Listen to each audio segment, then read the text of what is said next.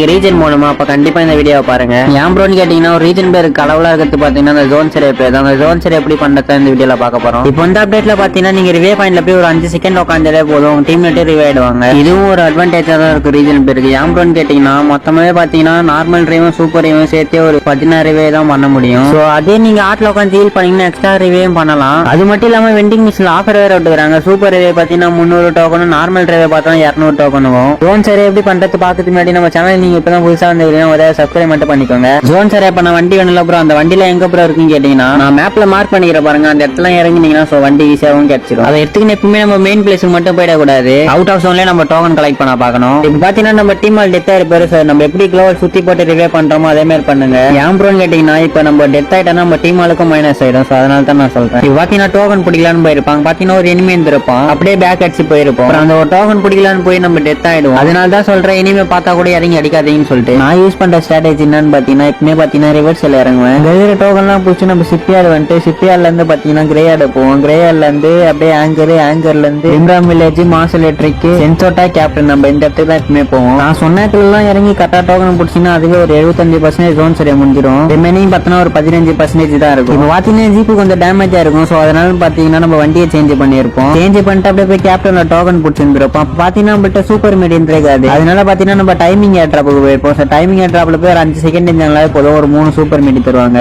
அதையும் கிளைம் அப்படியே பாத்தீங்கன்னா நம்ம பைக் எடுத்து அவுட் ஆஃப் ஜோன் போயிருப்போம். பாத்தீங்கன்னா பாக்ஸ் ஓபன் பண்ண தெரிஞ்சிருக்கும். அதுல இறங்கி ஒரு சூப்பர் மீடி, அப்புறம் பாத்தீங்கன்னா ப்ளூ கலர் இன்னிலர், அப்ப நார்மல் இன்னிலர் எல்லாம் நம்ம எடுத்து வந்துருப்போம். எடுத்துட்டு பார்த்தா நம்ம டீம் டெத் ஆயிருப்பாரு. சோ ரிவே பண்ணலாம்னு சொல்லிட்டு வண்டி எடுத்து நம்ம பீக்கு போலான்னு பார்த்திருப்போம். பீக்கு பாத்தீங்கன்னா ரொம்ப தூரமா இருக்குன்னு சொல்லிட்டு சோ நம்ம பீக்கு கீழே வந்து ரிவே பண்ண வந்திருப்போம். சோ ரிவே பண்ணிட்டு திரும்பி வண்டி எடுத்து ஜோனுக்கு வந்திருப்போம். பாத்தீங்கன்னா மேல ஃபைட் போயிருக்கும். சோ நம்ம அப்படியே பேக் அடிச்சு திரும்பி கீழே போயிடுவோம். அப்படியே பாத்தீங்கன்னா நம்ம அவுட் ஆஃப் ஜோன்ல சுத்தி இருந்திருப்போம். நம்ம டீம்மேட்டே இனிமே அடிச்சு இந்த மேட்ச் நம்ம பயம் போட்டுருவோம். இந்த வீடியோ பிடிச்சிருந்தா லைக் பண்ணிட்டு பாருங்க.